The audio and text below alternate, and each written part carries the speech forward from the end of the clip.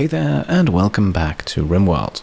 My name is Pete and today we complete another Rimworld episode in our small colony of Livienna, which is however technically only inhabited by Specs and Maniac at the moment. After the events of the last episode, we unfortunately had to imprison Thoraya, who is now occupying our storage room waiting for her conversion to the Cult of Jingz. And since she is our prisoner, she is also not as susceptible to some of our not so well-liked activities, so we can in fact do some mining with Maniac here without causing Thoraya any sort of mood penalty. As our colony founder, Specs is of course the one tasked with converting Thoraya to the Cult of Jingz, which could end up being a lengthy affair as Thoraya's belief in her ideology is pretty damn strong at the moment. On top of that, Specs' conversion skills are tied to her social skill, which at the moment I believe sits at level 2, so she is only able to reduce Thoraya's belief by a meager 5%. Until we can begin the next conversion attempt, Specs can now help out with the first construction project of the episode, as we have in fact acquired enough wood to construct ourselves a small prison shack. I believe it would be a good idea to separate our prison from our food stockpile, so that we have a bit more control over what our prisoners eat, not to mention that a poorly timed mental break could also harm our inventory a bit. Now, while Maniac mines out the rest of the prison cells, Specs takes care of the Goranland tree, which at this moment in time has also finished producing our second Woodmaker Dryad. And of course, just like Kipsaw, it does get a name chosen from the list of patrons in the naming rights tier and above, and this time the name that was randomly selected is Mixie. So every 2 days, Mixie and Kipsaw will now produce 64 units of wood for the colony, the equivalent of roughly 30 to 40 trees, which depending on grow time and harvest yield produce somewhere between 0.7 to 1 unit of wood per day. Now with Thoraya safely locked away, we can keep mining a bit more, this time some steel. Just in that moment, we are also visited by an exotic goods trader, although we don't really have any trade goods right now, and attacking their caravan might also be a bit too ambitious at this point. In the meantime, Thoraya's certainty in her ideology is reduced by a further 5 percentage points, but at least we can do this multiple times a day. A short while later, our prison cell is then finished, but for now we are actually moving our food stockpile over there, for the simple reason that Thoraya needs a room with at least some level of warmth, and we can't move the Dark Torch without destroying it in the process. The caravan has now also arrived at our small outpost, and Maniac has even mined a small chunk of silver, unfortunately though far from enough to afford anything of use here. The side trainer for the stun ability would probably be really good in the early game, but with a price tag of over 400 silver, there is simply no way we are able to afford it right now. And so we watch another night roll over the swamp, as Specs and Maniac spend the evening in meditation growing 2 patches of anima grass. 8 more and we can finally unlock our first Psycaster. With Thoraya imprisoned, we can also give her slightly more comfortable bedroll to Maniac now, hopefully keeping him safe as a flash storm strikes the Cold Bog. And while it is actually happening pretty close to our base, it looks like we should remain unaffected. To play it safe though, we can send Specs and Maniac out on a nightly hunting trip. A new group of boar has entered the map, and with 2 hunters instead of 1, we can do a lot more damage this time around.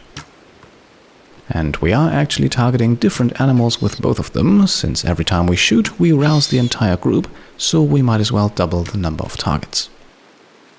And usually 1 shot should suffice to put a boar into a somewhat critical state, not always enough to guarantee that it bleeds out, but most of the time. By the way, we could now also hunt the animals until they are dead, after all Thoraya won't notice, but this is actually a far more efficient way of hunting, especially since the rain still makes shooting at moving targets extremely difficult. The nightly hunting session then lasts until the early morning hours, the caravan has already moved on, and Specs and Maniac are finally getting some sleep. Only a tired conversion attempt can of course not be skipped, but again we only get a small 4-point reduction. As you can see, this is actually a pretty interesting challenge in the early game, as the Ideology DLC does offer a conversion specialist role, if you will, who is much more efficient at reducing other people's certainty in their beliefs. However, in order to assign someone that role, you need to have 3 colonists who all share that same ideology of the converter. And that is also why converting and subsequently recruiting Thoraya is essential for the colony, so that all future conversion attempts do not take this long. Of course, a colonist with a higher social skill would also help, and perhaps this quest right here could help us out with that. Among other rewards, we are offered another colonist if we take on a raiding party of 2 archers. To me, that seems like a fair deal, and looking at our potential recruit's stats, it becomes even more intriguing. No, she does not possess the social skills that we are looking for, but instead she is gifted with plants and animals, as well as with art, so I think she would fit right in. She is also a fast learner, in my opinion one of the best traits in the game, especially for people doing things like crafting or art, as it allows them to very quickly reach that point where they can produce high quality with some regularity.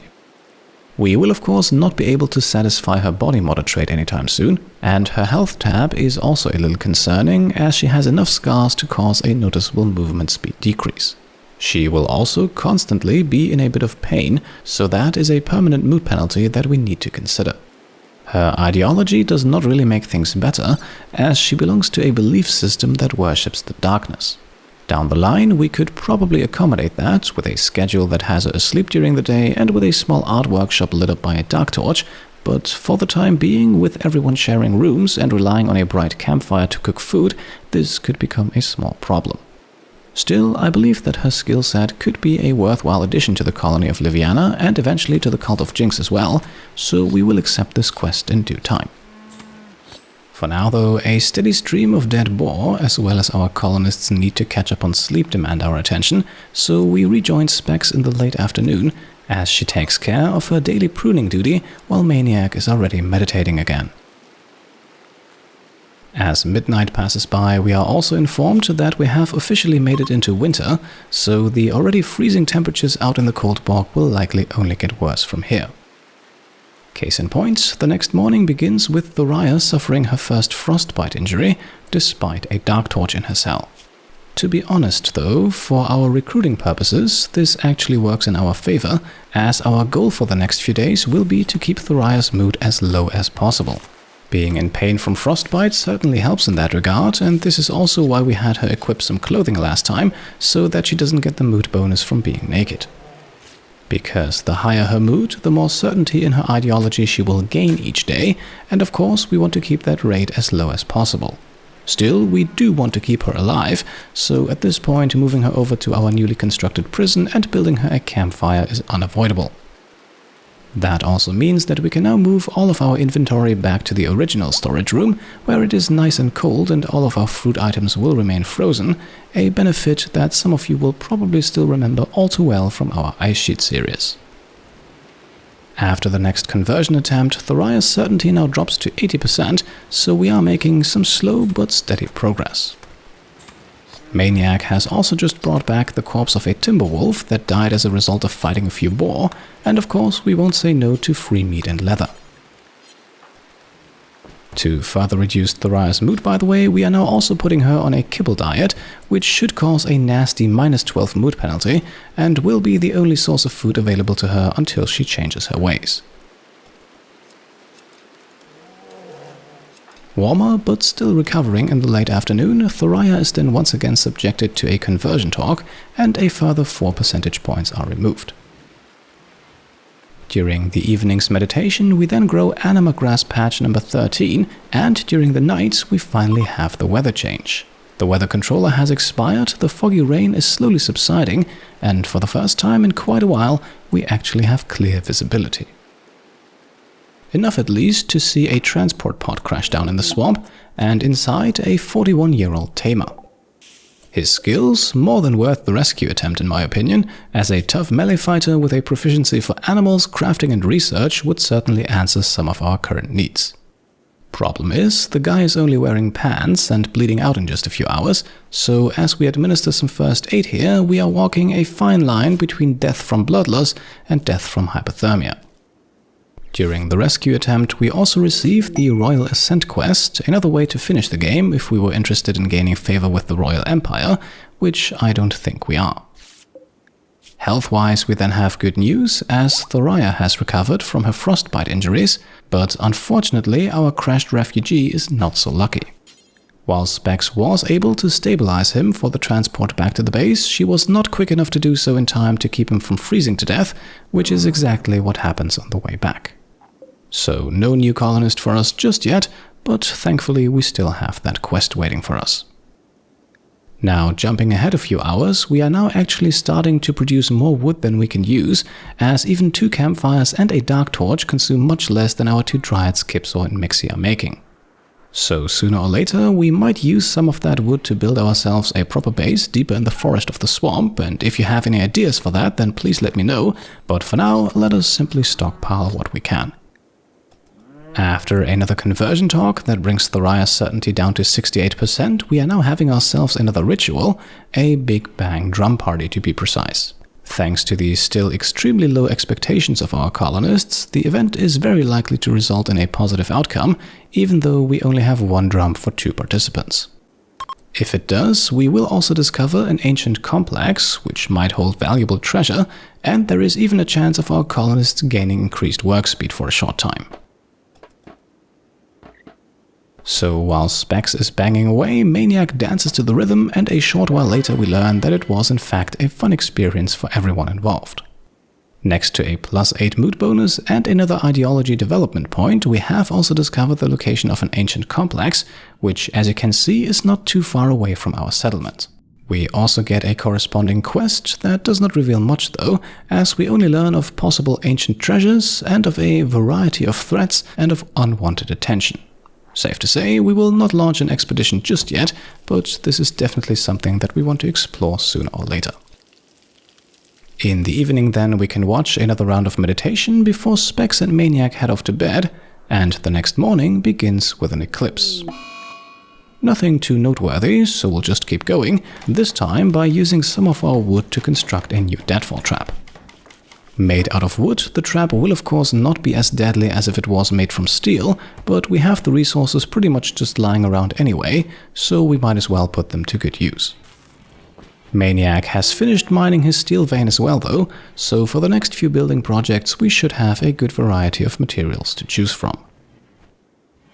Thoraya's certainty meanwhile drops further, this time to 61%, but other than that, the day remains fairly uneventful. The evening's meditation then sprouts Anima Grass patch number 16, so that first psychic ability is getting closer and closer. Interestingly enough, we can also see that Thoraya was somehow able to take off her clothes during the evening, and since she is our prisoner, we cannot force her to put them back on, so she is now in fact once again naked and earns the corresponding mood bonus. I assume this was caused by her equipment passing a certain hit point threshold, but I'm not sure. For the moment at least, there is nothing that we can do about it. On the next morning then, the sun is finally showing itself again as Specs botches the construction of another trap, and we also have some visitors. A small group of travelers is passing by, and perhaps this time we are able to strike a deal. Eventually then, our trap is constructed, Thoraya's beliefs continue to waver, and the traders arrive at our door. Sadly though, their inventory is pretty limited, but we can sell them Thoraya's old clothing. After all, it seems like she no longer wants it. Attacking the visitors then briefly also crossed my mind, but due to the low temperatures they are making a quick exit, and they are equipped with proper guns, so I'm not sure how well this fight would have gone. In any case, we are in for some combat either way, as we are now accepting this quest in exchange for a new colonist. I think 2 archers should not be too difficult to handle, and perhaps you have spotted it already, we also still have that polar bear roaming around the base, so who knows, maybe we can use that to our advantage. For now, as Specs starts another conversion attempt, we can also see that Thoraya's mood is about to drop by 11 points in total, as the mood bonus from last episode's prisoner execution is about to wear off. A small improvement, but still not entirely able to counteract the joy she gets from being nude.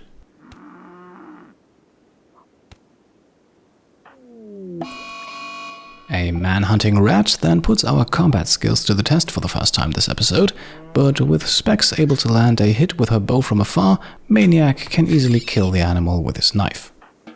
He does suffer a few small injuries in the process though, so we want to get him patched up quickly. After all, another fight is soon waiting for us. Thankfully, it doesn't take long until Maniac makes a full recovery, and before our colony is attacked, we have more good things happen. Another Goranlan pod has sprouted. This happens a bit more frequently for ideologies that have the tree connection meme, although I am not quite sure who we want to connect with this tree, so for the moment we are leaving it be. I could see both Maniac and Thoraya, and perhaps even our new recruit as suitable candidates, so let me know in the comments who you would like to see as our second tree specialist. In the meantime, I would also be interested to see what you think about this quest right here, which, among other things, promises us a masterwork greatbow, a weapon that would certainly fit very well with our current playstyle. In exchange, we would have to send one colonist to help the Empire explore a swamp, again very fitting, and I'm not entirely sure if we want to send someone away for 7 days. That being said, if things go right, we are about to receive a new colonist in a few moments anyway, and not having to feed another mouth during the winter could also have its benefits, so again, let me know what you think about this. Right now though, it is time for the next attack on Livienna, as our 2 hostile archers have arrived. They are attacking immediately, and both of them have a slightly reduced movement speed, so perhaps we can exploit that a bit. It does in any case lead to one of them reaching our base a little earlier than the other one, allowing Specs and Maniac to focus their fire on one target for now. With attacker number 2 coming closer, we can then retreat a bit. We are only engaging this far away from the base to protect our dryads after all. Still, that does not really give us much of an advantage, and I would prefer if this does not end up as an hour-long shootout, so let's retreat even further, which opens up an interesting possibility. With the polar bear now directly between us and our enemy, we potentially have nature's help on our side, so let's see how 2 archers fare against an angry bear. We will of course not sit idly by and instead continue to fire away at our enemies, which quickly leads to the first casualty. Unsurprisingly then, in a one-on-one fight, the bear emerges victorious, although it will likely not live for much longer either. Before we can hunt it down though, we are joined by the new colonist who was promised to us, and as always, she needs a new name. So, chosen from the list of patrons in the naming rights tier and above, say hello to Coko, our fast-learning ranger with a taste for the arts. As expected then, the already pretty heavily injured polar bear is no match for Specs and Maniac, and so this fight did in fact go about as well as it could have. One of our attackers has briefly recovered from their injuries though, but fear not, in the Cold Bog there is no escape. They did also carry a normal quality bow, so Maniac can now upgrade his weapon, and Specs can take Maniac's old one.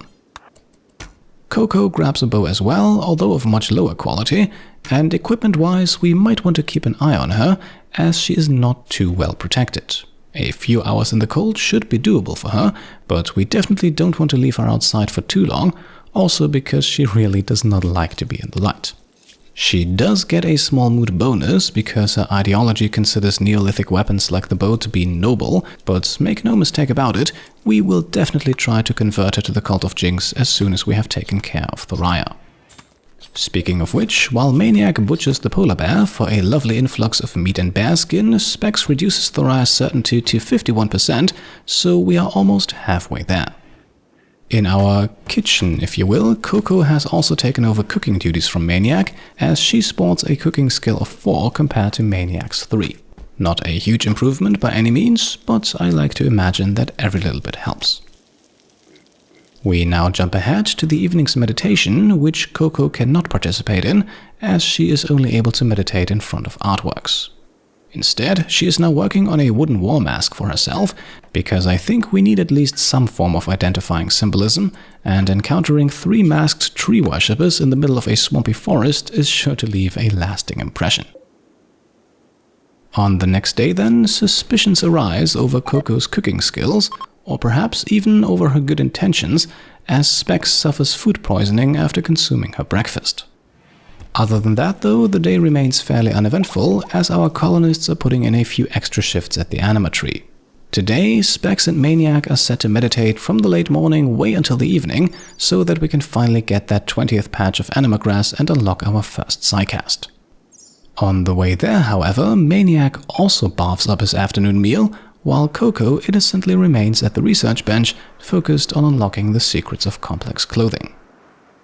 Still, eventually, and sick to their stomachs, our two colonists reach their goal. With 20 patches of anima grass surrounding it, the anima tree is now ready for a psychic linking ritual. And of course, as our colony founder, Specs is the first one to receive psychic abilities, with Maniac participating in the ceremony and Coko remaining absent. Several hours pass by, which Specs and Maniac once again spend in deep meditation, but as the sun is close to rising again, the ritual is complete. Specs is now a level 1 Psycaster, and she has earned the Burden ability that we already know from our last series where Stake used it quite effectively. However, this will not remain her only ability for long.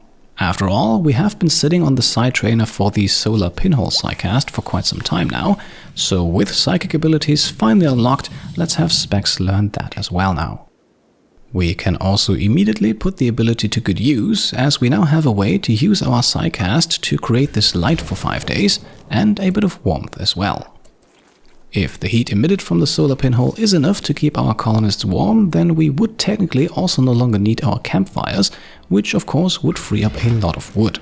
We could then look into constructing a wood-fueled stove instead to cook our meals. In any case, this definitely adds another interesting visual element to our colony that definitely sets it apart from our previous playthroughs. And with that, I think we have also reached a good point to wrap things up for today. As always though, we won't make the cut without showing off some amazing fan art, this week starting with another piece from Yo and Alex Merlogy, which was actually already submitted for the last episode, but shame on me, I simply overlooked it in my inbox. So while Thoraya's situation has changed somewhat from the depiction here, the artwork is still very well done in my opinion. Up next, we have a slightly more recent illustration of Thoraya and Maniac made by Doggo Doggy over on Discord, and I'm not sure if it's only me, but looking at Maniac is giving me a very uneasy vibe here, so props to you for capturing Thoraya's imprisonment in such an unsettling way.